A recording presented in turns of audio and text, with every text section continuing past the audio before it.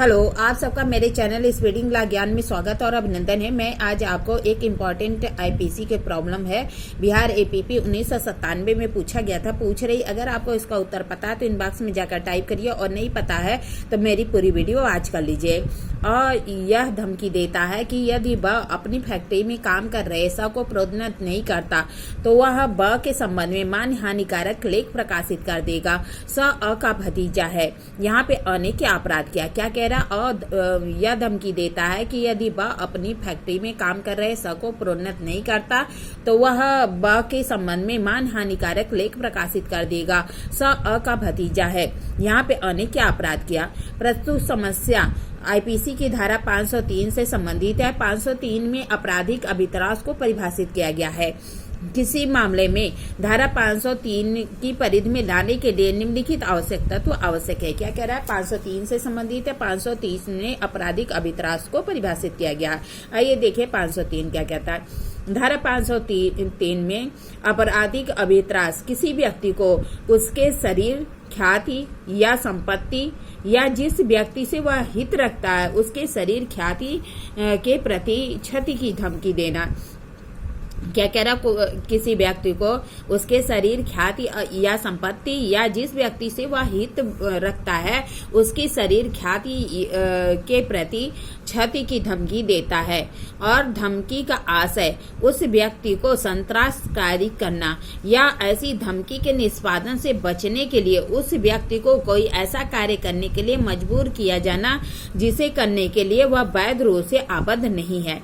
क्या कह रहा है कि जिस व्यक्ति धमकी का आशय क्या है कि किसी व्यक्ति को संत्रासकारी करना या ऐसी धमकी के निष्पादन से बचने के लिए उस व्यक्ति को कोई ऐसा कार्य करने के लिए मजबूर करना जिसे वह करने के लिए वैध रूप से आबद्ध नहीं है।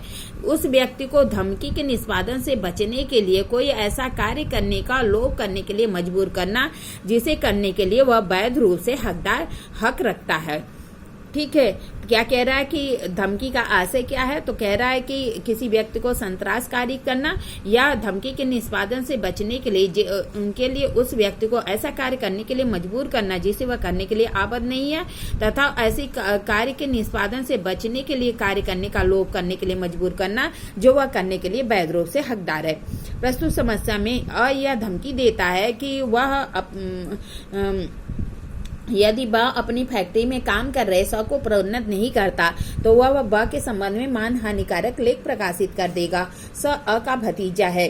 प्रस्तुत समस्या में धारा 503 के दोनों तत्व लागू होते हैं क्योंकि यहाँ पे अ ब के संबंध में मान हानिकारक लेख प्रकाशित करने की धमकी देता है। 503 के प्रथम आवश्यक तत्व है कि किसी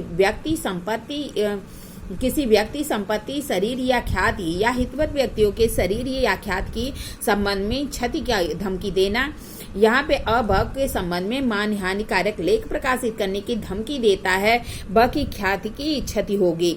धारा 503 का दूसरा आवश्यक तत्व तो यह उपबंधित करता है कि धमकी का आशय उस व्यक्ति को संत्रासकारित करना होता है या उससे ऐसा कार्य कराने के लिए मजबूर करना होता है जिसे करने के लिए वह आबद्ध नहीं है और ऐसा कार्य करने में लोभ करना होता है जिसे वह करने के लिए वैध रूप से आबद्ध है। यहाँ पे धमकी से ब को संतास तो हुआ ही, इसके अतिरिक्त स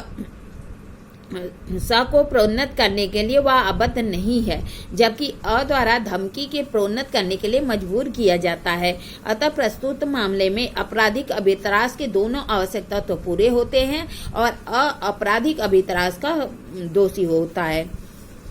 दोषी है।